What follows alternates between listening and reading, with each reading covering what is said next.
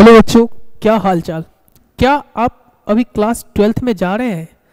क्या आप अभी अभी क्लास 11th में हैं? क्या आप क्लास 11 से 12th में मूव कर रहे हैं? क्या आपका स्ट्रीम पीसीएम है?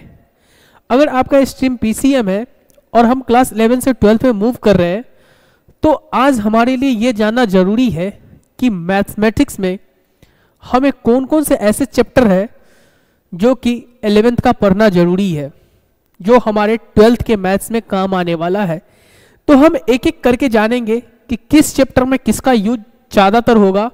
जैसे हम एक ट्रिग्नोमेट्री की बात कर ले तो ट्रिग्नोमेट्री क्लास 12th के हर चैप्टर में यूज लगभग हो जाएगा। ट्रिग्नोमेट्री क्लास 12th के मैथ्स में हर चैप्टर में यूज हो जाएगा जो हम 11th में पढ़े हैं। तो ट्रिग्नोमेट्री को मैं इंक्लूड नहीं करता, ट्रिग्नोमेट्री सारे चैप्टर में जरूरत है। बाकी कौन से चैप्टर में कौन कौन सा चैप्टर का यूज होगा तो हम उसकी बातें करते हैं। जैसे आप अगर रिलेशन फंक्शन जो 12th का पहला चैप्टर है, आप अगर उसको पढ़ना चाहते हो तो उसके लिए आपका 11th का सेट थ्योरी को पढ़ा होना जरूरी है। अगर आप क्लास 12th का रिलेशन फंक्शन पढ़ना चाहते हो तो उसके लिए आपको क्लास 11th का सेट थ्योरी पढ़ा हुआ रहना चाहिए।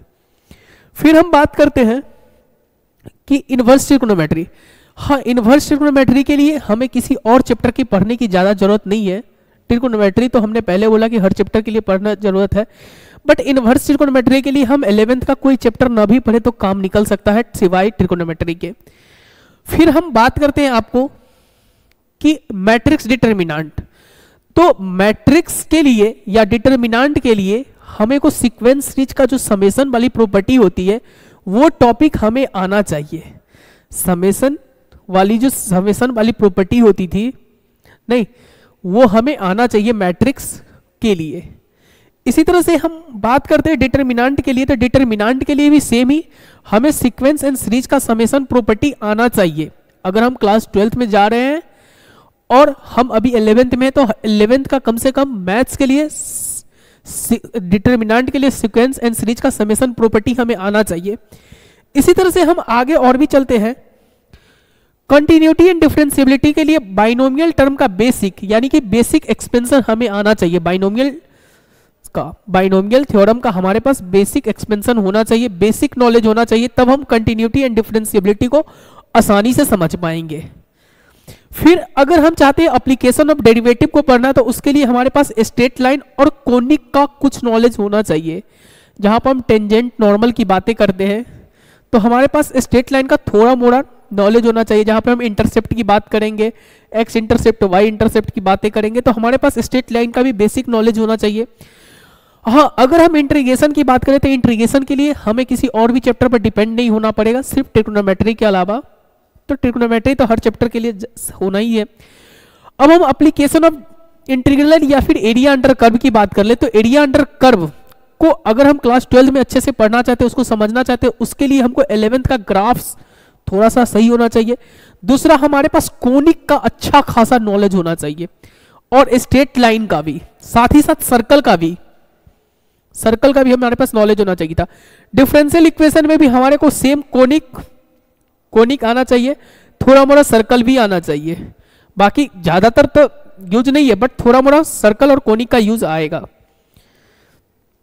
फिर हम वेक्टर और 3D की बात करें तो वेक्टर 3D में भी हमें कोनिक आना चाहिए। वेक्टर 3D के लिए भी हमें कोनिक आना चाहिए। और अगर हम प्रोबेबिलिटी पढ़ना, लीनियर प्रोग्रामिंग के लिए फुल्ली स्ट्रेट लाइन का ग्राफ प्लॉट करना आना चाहिए। ये 12th बोर्ड में भी 3 या 5 नंबर का क्वेश्चन पूछा जाता है, तो आपको उसके लिए स्ट्रेट लाइन का प्लॉटिंग वाली ग्राफ आनी चाहिए लीनियर प्रोग्रामिंग के लिए। फिर अगर आप प्रोबेबिलिटी पढ़ना चाहते हैं तो उसके लिए आपको सेट्स थ्योरी, पीएनसी, बाइनोमियल, ये सब बेसिक में आना चाहिए।